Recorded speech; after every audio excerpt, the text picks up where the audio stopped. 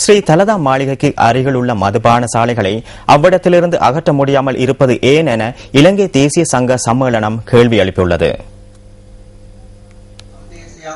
மது ஒழிப்பு தினத்தை முன்னிட்டு இலங்கையில் மதுவுக்கு முற்றுப்புள்ளி எனும் கொள்கையை அர்த்தமுள்ளதாக்குவதற்கான தேவையை வலியுறுத்தி இலங்கை தேசிய சங்க சம்மேளனம் உட்பட பல அமைப்புகள் ஒன்றிணைந்து இன்று நடத்திய ஊடகவியலாளர் சந்திப்பின் போதே இந்த கேள்வி எழுப்பப்பட்டுள்ளது. இது தொடர்பாக ஜனாதிபதிக்கு கையளிக்கப்படவுள்ள மகஜர் ஒன்றும் இதன்போது வெளியிடப்பட்டது. இதன் முதற்கட்ட நடவடிக்கையாக தலதா மாளிகையை சூழவுள்ள அனைத்து மதுபான சாலைகளையும் அப்புறப்படுத்தி புகைத்தலை குறைப்பதற்கான சட்ட வரையறையை ஏற்படுத்தி நாட்டை மதுபோதையிலிருந்து விடுவிக்க வேண்டும் என வலியுறுத்துகின்றோம். இதனையே இன்று மகாநாயக்க தேரர்களும் ஏனைய தரப்பினரும் இவ்விடத்திலிருந்து குறிப்பிடுகின்றோம். முற்றுப்புள்ளிக்கு மதுவாக அல்லாது மதுவுக்கு முற்றுப்புள்ளி என்பதை முன்னெடுக்குமாறு உங்களை கேட்டுக்கொள்கின்றோம்.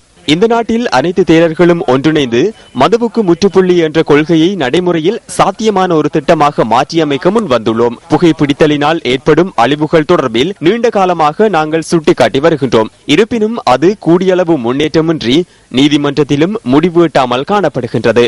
ஆகவே எமது இலக்கை விரைவில் அடைவதற்காக அனைவரும் ஒத்துழைப்புகளை வழங்க வேண்டும். புகைப்பிடித்தலில் காணப்படுகின்ற ஆபத்தும் மதுபானம் அருந்துவதனால் ஏற்படக்கூடிய ஆபத்துக்களையும் புரிந்து கொண்டு அதனை இல்லாதொழிப்பதற்கான பொறுப்பு ஜனாதிபதிக்கே காணப்படுகின்றது. அப்பாவி இளைஞர்களின் பெற்றோர்கள் இன்று சபிக்கின்றனர். சொத்துக்கள் அளிக்கப்பட்டுள்ளன. ஆகவே பெற்றோர்களின் சாபம் எதிர்காலத்தில் சம்பந்தப்பட்ட அனைவரையும் வந்து சேரும். அப்பாவி குழந்தைகளுக்காக இந்த வேண்டுகோளை விடுக்கின்றோம். உலகத்தில் உள்ள அனைத்து பௌத்தர்களுமே தலதா மாளிகைக்கு வருகின்றனர். பார்க்கும் இடமெல்லாம் மதுபான சாலைகள் காணப்படுமாயின் அவர்கள் மத்தியில் இலங்கைக்கான மதிப்பு என்ன?